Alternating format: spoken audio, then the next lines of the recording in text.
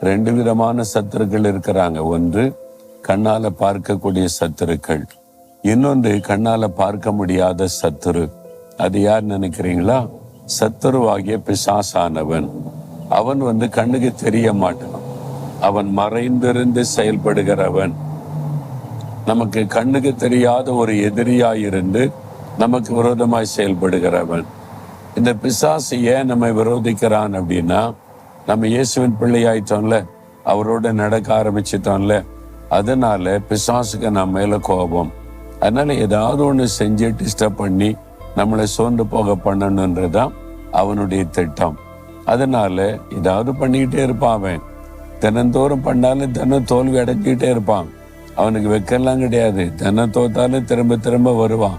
அந்த மாதிரி சத்துரு. அப்ப அவனுக்கு விலைக்கு நம்மளை ஆண்டவர் பாதுகாக்கணும். கண்ணுக்கு தெரிகிற எதிரி இருப்பாங்க.